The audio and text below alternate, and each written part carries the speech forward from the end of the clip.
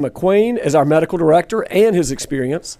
And he and I spend a lot of time doing community and physician education on what is hospice and palliative care and having the discussion. Just wanted to put that out there if it would be of any help to any of you all.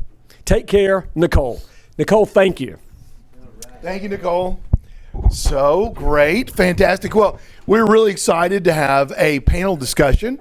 And as a guest moderator, I've asked my dear friend, partner in crime, and golfing buddy to come and lead this discussion, Mr. Todd Stice.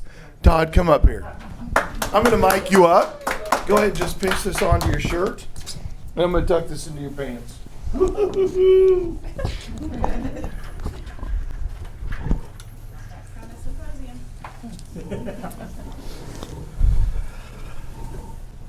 So I'm going to be asleep here because I was in his crowd. All right. So, well, Do it. so because I've been asked to be the moderator, I will be giving points out to the quality of answer. And no, but as we're talking, obviously the nonprofit and the for-profit realm in hospice has kind of been kind of a controversial between both sides in their marketing approach and different things like that. So inherently, when I read that this was going to be a topic of a panel, I thought this is going to be interesting.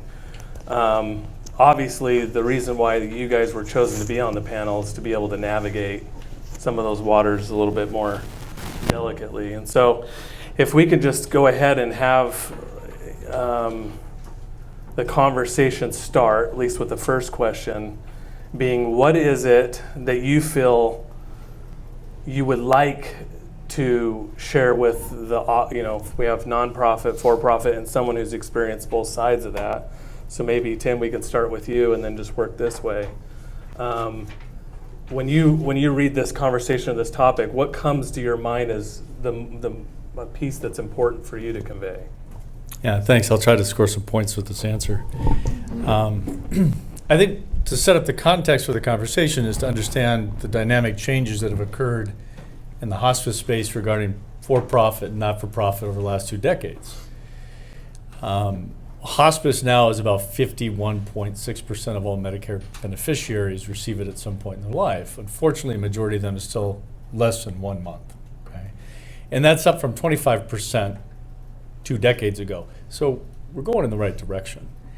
It is approximately 1.6 million lives annually, $21 billion annually.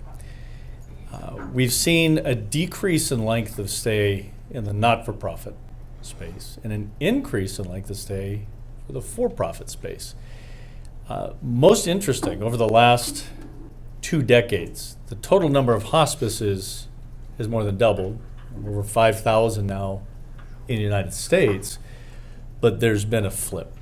So back in 2000, we had about 1,300 not-for-profits, and we had about 1,200 for-profits. And now we've got about 900 to 1,000 not-for-profits and almost 4,000 for-profits, which are registering an annual growth rate of just under 7%. Much less than the not-for-profit space. In addition to this, we have 3 times as many patients in hospice, but 6 times the spend. So it's important to know these things. And the question, right? What is the difference and what's driving the force? I think you see the market space flooded. People want to capitalize on making money. I mean, it's a rich environment, no pun intended. And a lot of the for-profits are coming in with deep pockets. And my experience is there's a lot more aggressive advertising.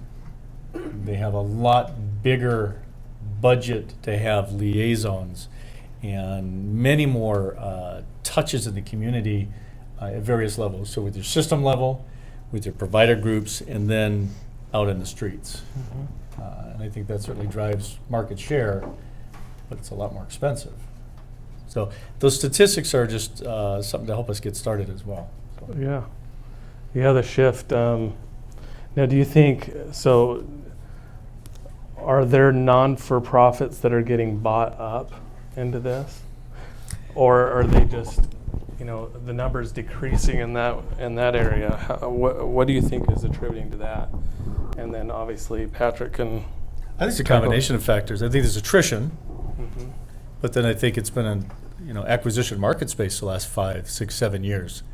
And this was just out in a references part of the conversation we had yesterday. And I think it's important to share as far as the macro changes and how they're going to affect us.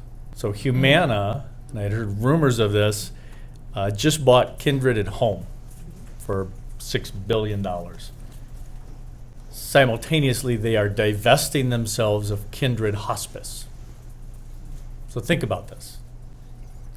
Humana President CEO Bruce Broussard said, as a payer provider hybrid and one of the largest Medicare Advantage, we talked about it yesterday, players in the nation, Humana can work around all of the difficulties of care coordination across the continuum and fast-track Kindred at Home's participation in risk-sharing arrangements in value-based care. Reading the tea leaves, they don't want to pay the hospice per diem. They think they can get away less expensive by providing across the continuum full spectrum life care with home care. Keep in mind, acute care systems do not understand post-acute.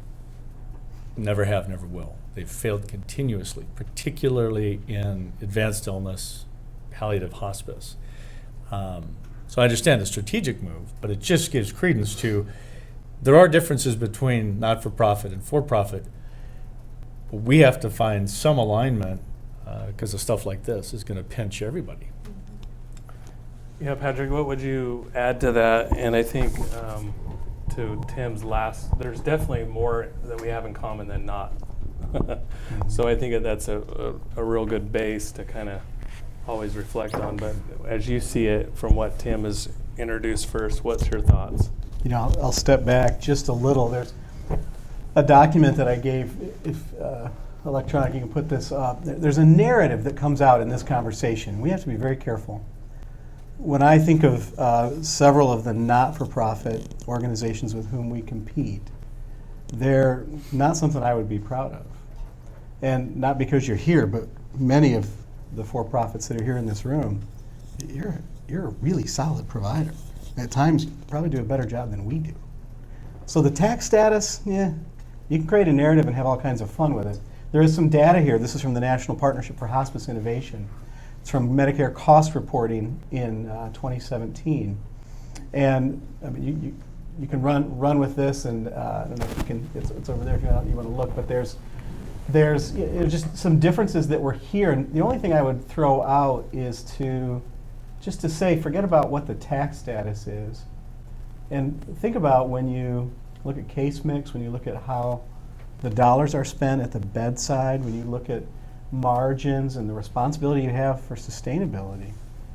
Figure out which column or which cell, some of the columns maybe all aren't good. What's the better place to be as a quality hospice that, you're either going to pay taxes or you're going to give a community benefit. So maybe instead of taxes, we have a pediatric program, and we lose a lot of money on that every year, but it's, that maybe that's our equivalent of our tax. So it's in my mind, it's less about the tax status. You don't have to have that up. If anybody wants it, I can give you the report. But it's for me, the bigger question is, how are we going to be responsible in a community?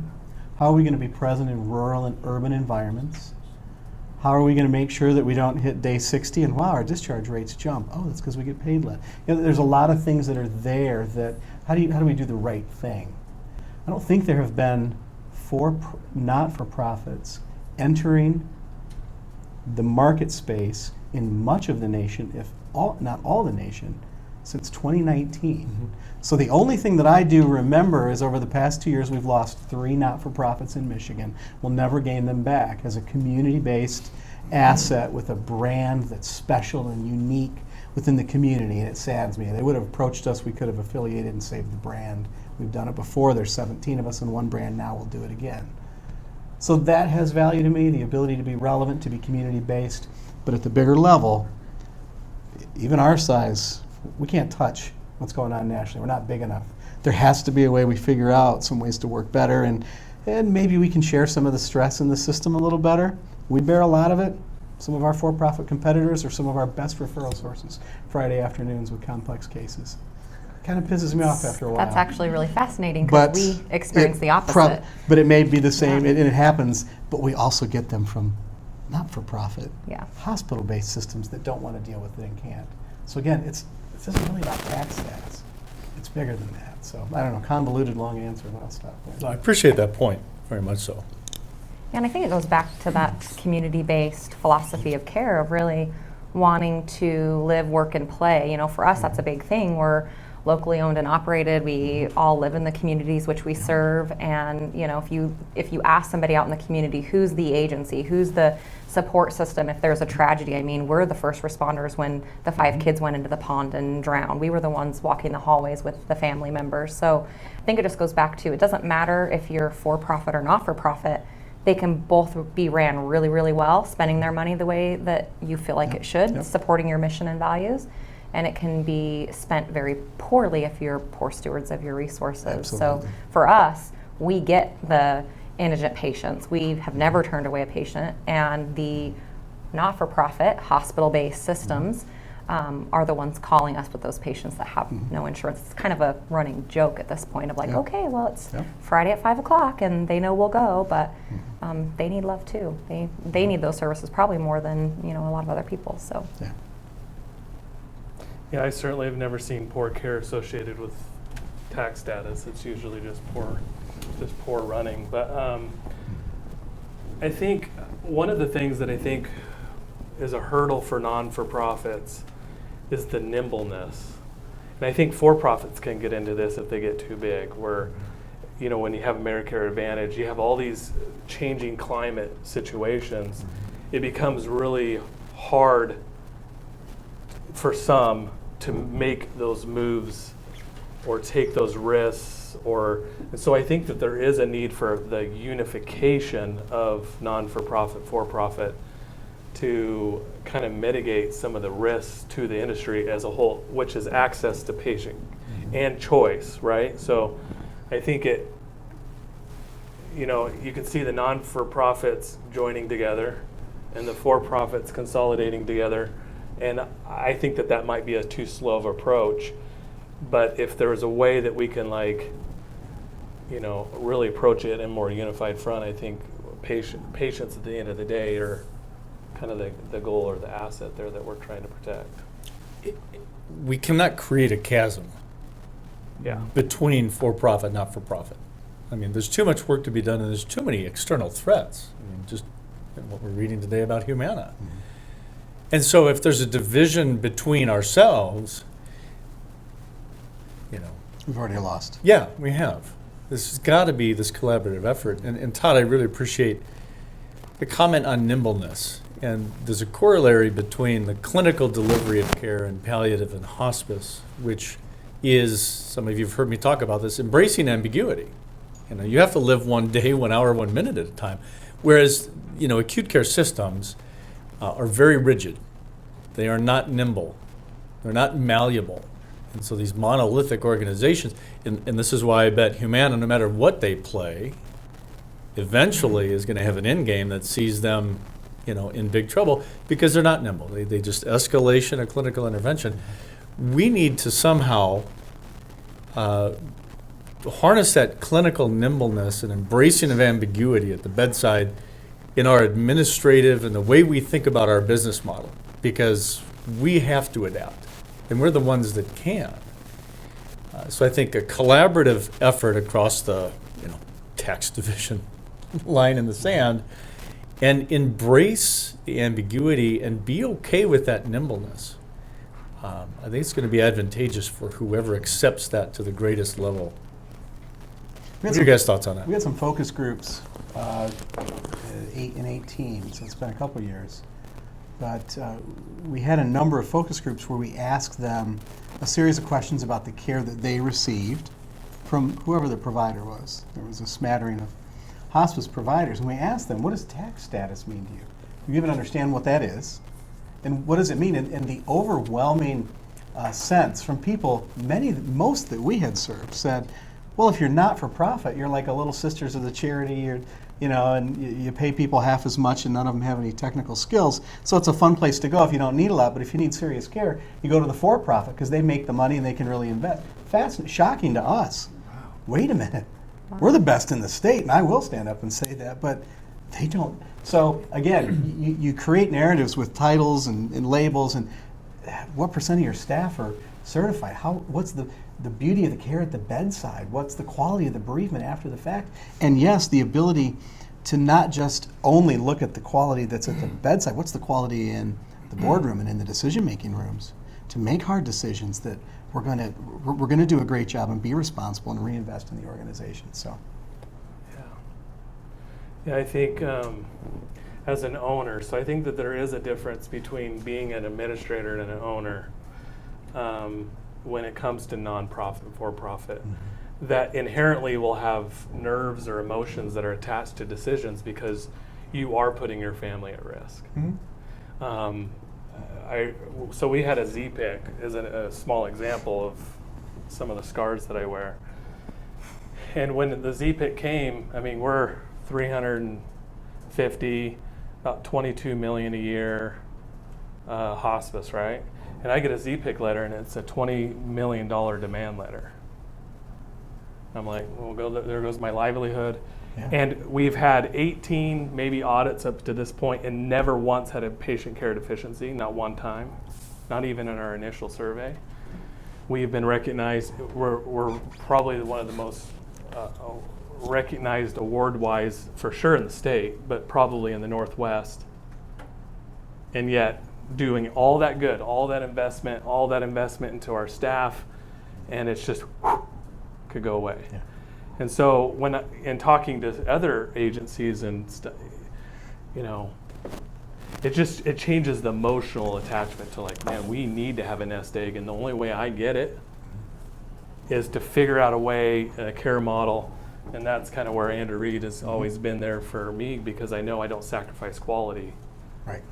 With my approach, and then I just let it be where it's going to ride. And at some point, I think Andrew's opinion, who's worked with thousands, both nonprofit, for-profit, I don't know, maybe I can share the mic. What would be your thoughts on this, just real quick on the topic? On the topic. I'm sorry. Obviously, I think about this because all the politics and stuff in hospice. I always want there to be a community-based not-for-profit, because there's something about that thing that goes back to our roots of who we are. But I always want there to be a for-profit there challenging that not-for-profit so they don't get slack and lazy. So I think that's a good thing. I do think this, efficiency is overrated.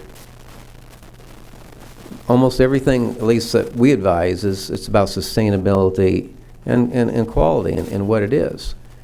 And you can only squeeze so much out of the rind before all value has been destroyed. With that said, I've got a lot to say. I dare not say it here, but just on the whole thing. But that's. I always like to see both, but like I say, not because I've started not-for-profits where they went out. I think I've helped like 5 or 6 not-for-profits. They've mismanaged it. Now, with that said, I'll say a not-for-profit doesn't have any excuse of going bankrupt.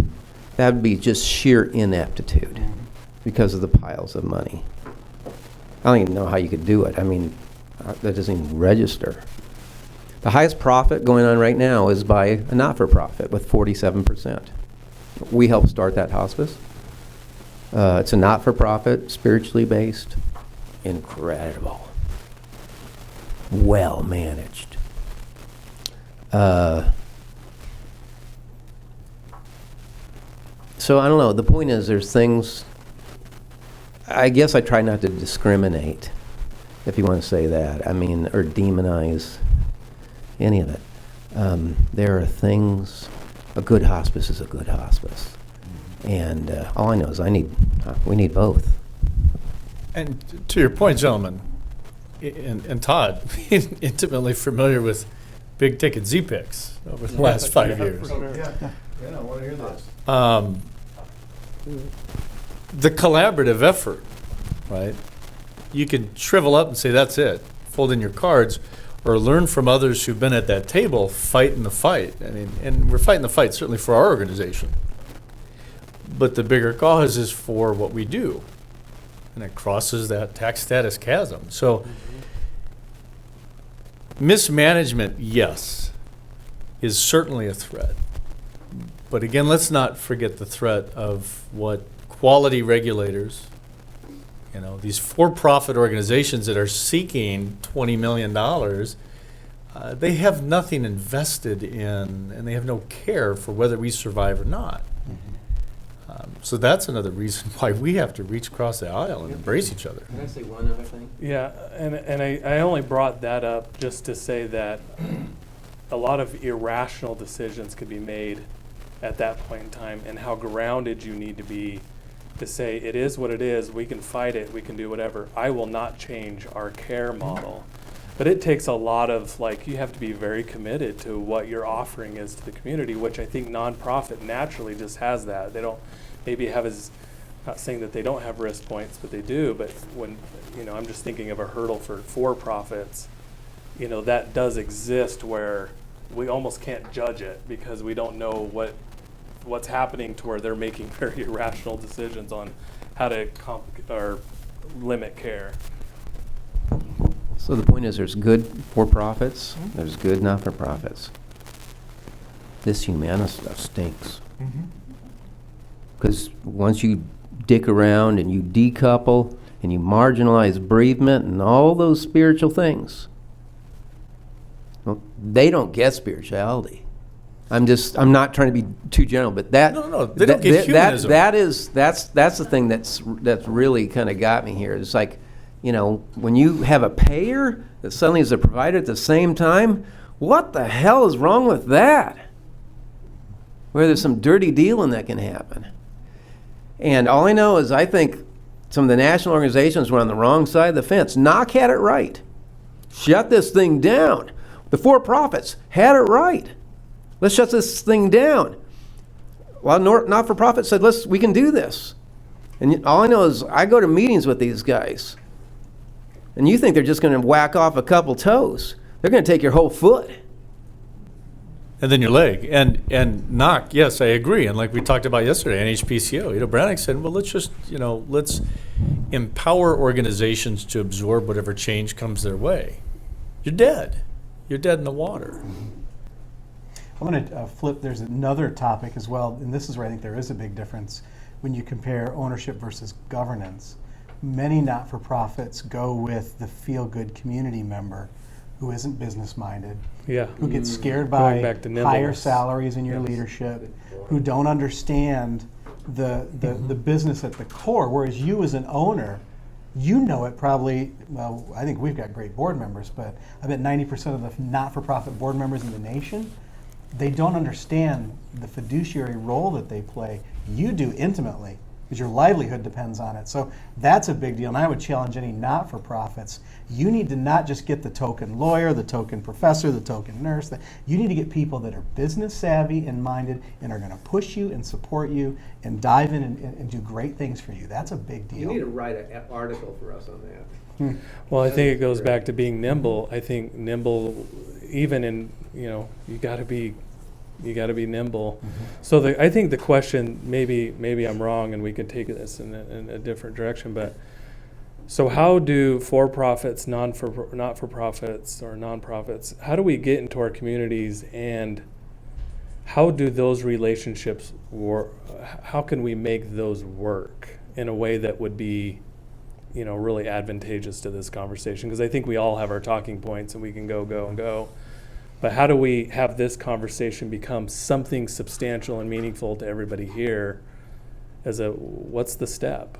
that we need to take. Well, and how do we come together to ultimately be nimble in this ever-changing environment that we really have to come together and go up against? Because if we don't, there won't be for-profit or not-for-profit. There'll just be Humana. And I want to just put this out there. I'm not a conspiracy theorist. I don't believe in zombies. However, reading the tea leaves, right? Think of the M.A. Carvin. Think of what we read today. There's some of us in the industry who say, what is going to happen over the next decade? There are, I would speculate, forces that would be happy to see the Medicare hospice benefit done away with. So I just plant this seed. We have to prepare ourselves relevance to care for this population, but we can't, nimbleness comes back to, we can't just be thinking within the construct of the Medicare hospice benefit. I'm not so sure it's even going to exist in 10 years from now. Does that scare the hell out of you? Yep. Well, it's opportunity, but it Right. makes me a little nervous. But let's have But fun again, with it. we're talking about for-profit, not for. Yes, there's value, but that aggregate coming together and brainstorming allows us to overcome. What if that card is played?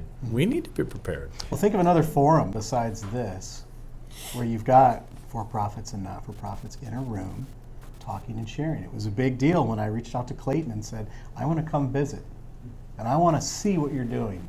Yeah. Okay, well, he was there, Perry was there, they were watching me. Who is this guy? What?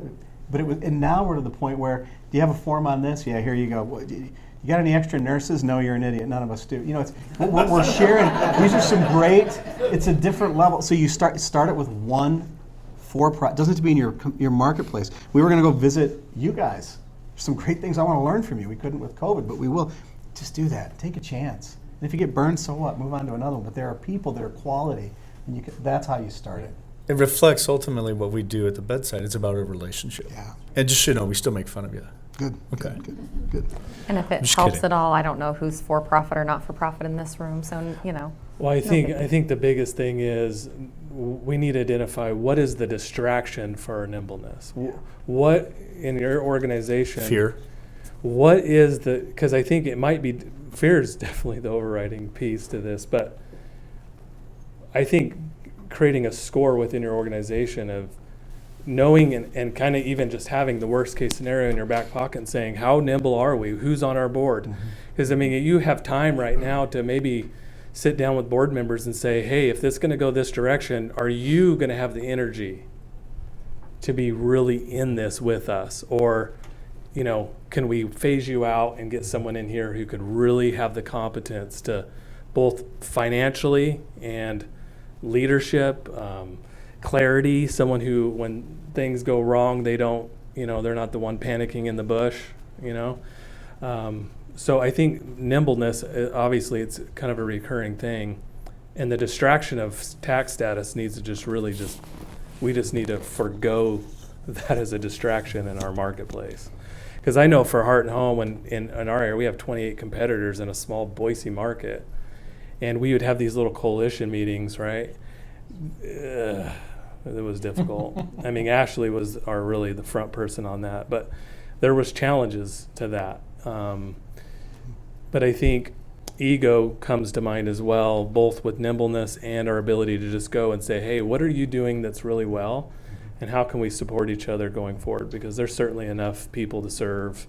There's enough money in the business that we don't need to go, you know, try to destroy our own markets for the sake of our own success. Well, Mark kind of shared it yesterday. There's the secretive, ness that goes around with it, where people don't want to share best practices. They don't want to talk about that best idea. And if you think about it, with the population growing and our world changing, I don't know about you guys. I've made enough mistakes. I don't need to make any more. If somebody can learn from my mistakes, that's great. I think you said that yesterday as well. It's like, don't do what we did wrong. Like, learn from that. Make your own mistakes that none of us have tried yet. So why not?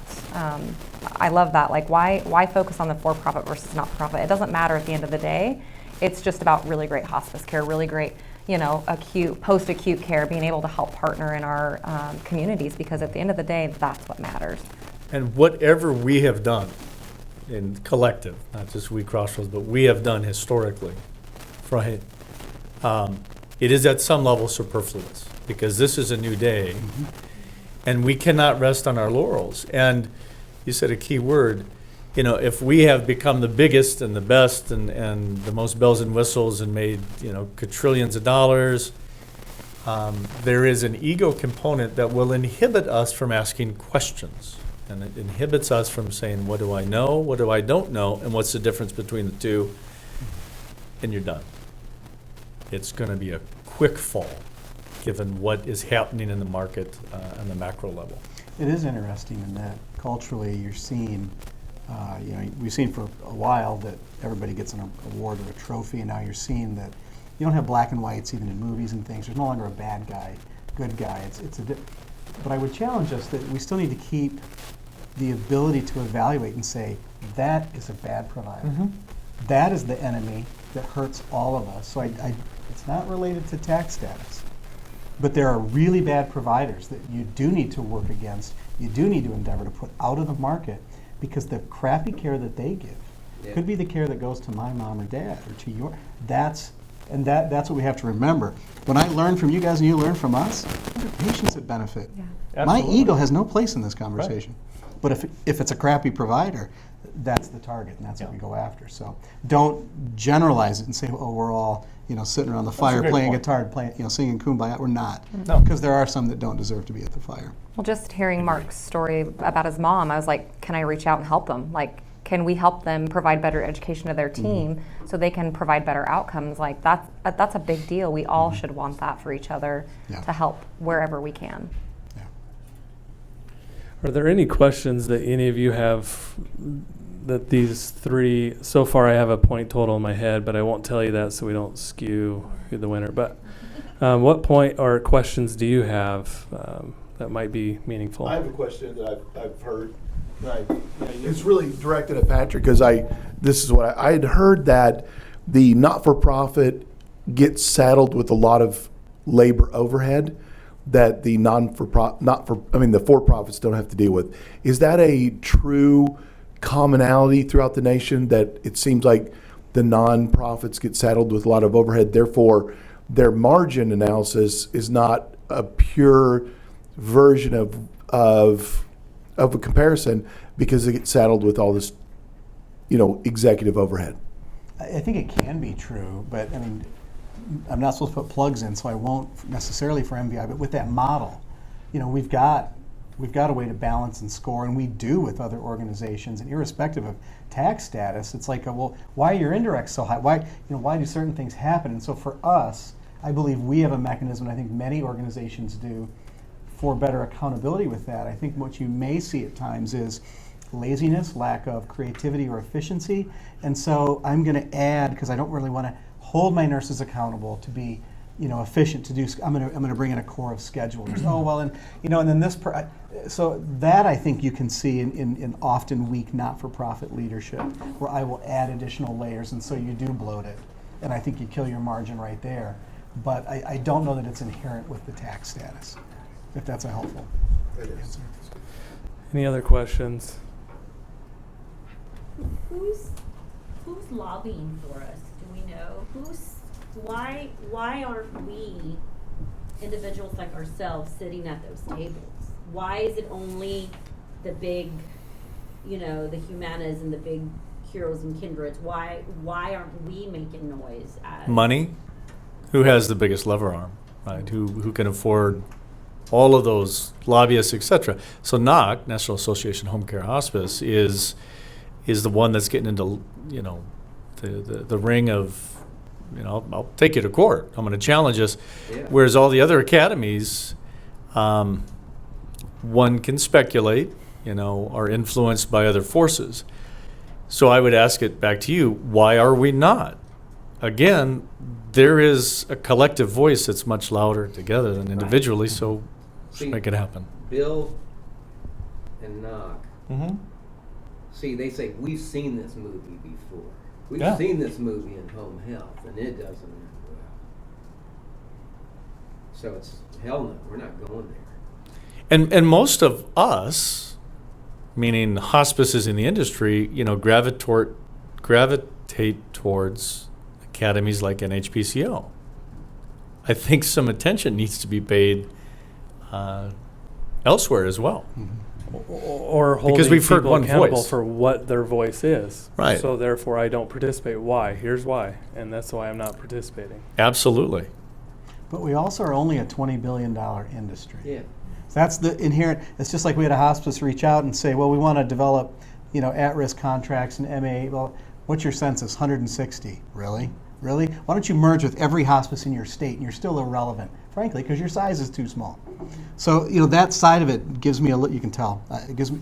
No, it's spot on. I don't know how effective it will be. I'd like to think it will. We still have to endeavor to make a change and a difference, but we're only 20 billion. But if we can create the model for advanced illness care that we've all talked about, again, because acute care doesn't know post, and they can't do it. Right, that's your $4 trillion a year industry.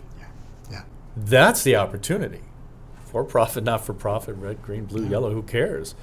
We have to capitalize on that while simultaneously, right, challenging the establishment that just lays down and trying to build up and get support in these other academies that are going to go to bat for us and help us navigate that $4 trillion Yeah, because to what you opportunity. said, even if they do away with the Medicare benefit, the need is still there. There's still a $4 trillion blue ocean, so let's go get it.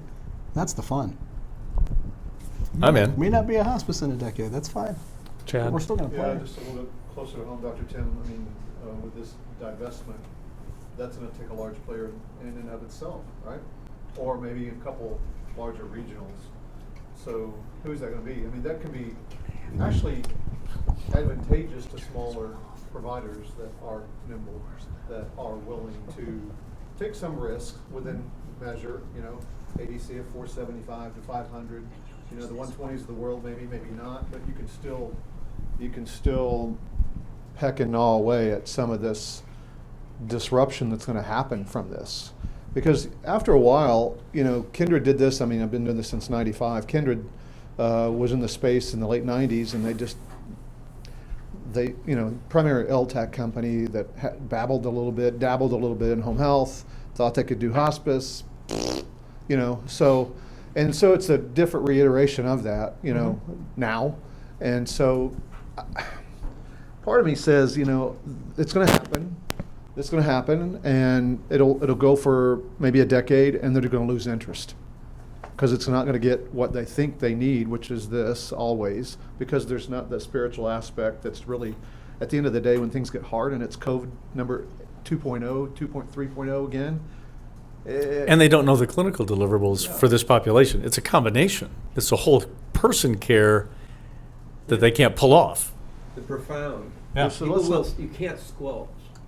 so let's not lose focus on what we're really, really good at. But we still have to survive that Yeah, we 10-year do. runway. We do. That's, We do. you know. We do. And back to your question, another thing that the humanities of the world have, heck of a lot of organizational structure. We're 5,000 different voices out here in the country. They've got it in one room. And that makes a difference. Anybody else have a question or a I feel like I'm losing points here, so ask me something, please. So, you know who that might be? Who the voice of the future is? No. Who that might be to take that divestment? We should talk about that over a beer. Okay. Well, I think it comes down to pattern recognition, right? The story, that's what I'm hearing. People that have been around a long time, they know how the story is going to be created. But yet there's been opportunities. I think Patrick said there's opportunities with that. It's going to all come down to two things in my mind. The first one being accountability. How many of us have a whole list of people or things we blame? Our environment, our board, our leader, our outreach team, or our marketing team, or gosh, I mean, we're professionals at that, probably more than anything else that we actually do, is create excuses in situational environment situations to where our hands are tied. And I would say you have to challenge, write all the blames down, challenge every one of them, because really The only way we're going to get movement is when we clear the distraction of what we can't do and focus on what we can do and make us more swift at doing those things with a more focused approach. And so I want to give you 5 or 6 points because to answer the question, and you're spot on, I think it's got to come from outside of healthcare, right? We understand the potential economic impact on GDP. Mm-hmm. Look what Amazon tried to do, Berkshire Hathaway over the last decade. You know, they tried to create this space with a fixed false perception that touchy-feely, Arturo Gawande, brilliant man, It's me, sorry. but cannot deliver, doesn't know how to deliver care like we do, right? Create an institution to do everything we're talking about, and it's flopped. What's at stake? Amazon's future, Mark Zuckerberg's future. If we don't fix this problem, they're not going to be around in 3 decades. So that's where I think we go, and we have the conversations because they're nimble. Amazon say And they Amazon take picks risk. it up. Amazon says this is important to me because we don't survive if my aging workforce doesn't have what they need to stay employed and to do a great job. I mean, there's And they look beyond the next quarter, right? Yeah. My board at Unity Point was what's happening next quarter? What's happening next quarter? Absolutely. Walmart. Yeah. Sam's Ghost is still hanging around. A gentleman I cared for, very intimate relationship with he and his wife over the past decade. He was, back in the late 70s, the chair of U.S. Chamber of Commerce. And at 92, he said, I had this conversation in 1979 with my board, and they just laughed at me. He said, the greatest risk to our business and to business in the United States in the next 40 years is going to be healthcare. Soothsayers. We got to take it to the business market. So I have a question. What do you think, how does does or does not bereavement have a role in maybe some of the transition or a stronger grip on this conversation nationwide? Does it or does it not have an opportunity there? Blow it up to mental health. I think anything spiritual, psychological. COVID is showing us. Sorry, I'm sitting on this, so I'm making noise. COVID has shown us that we're struggling with, and it's not in the media, but depression and suicide and failed relationships. I mean, that's par for the course now. So yeah, bereavement. There's a whole side of this. And who better? Spot on. What do we do? What does bereavement Yes. manifest from? An overwhelming sense of a loss of control. Yeah. COVID has exemplified that. Yep. We give control where control can be given. That's power. We allow people to acknowledge inevitability. I'm going to die, you're going to die. Every patient any of us ever sees is going to die, hopefully not by our hands. And you translate that acknowledgement to acceptance, to a vernacular to talk about it, to different care choices. And that's power. So yeah, I think there's a great opportunity if we were to pull together and somehow enhance our ability to become a solution for not just but for loss, and maybe not as be as defined as a loss of like a life, like a loved one, but really taking into our communities this concept of there's no one more prepared to handle someone who just went through a divorce, or there's no one more prepared to handle people who a suicide situation or someone who's on the verge of suicide.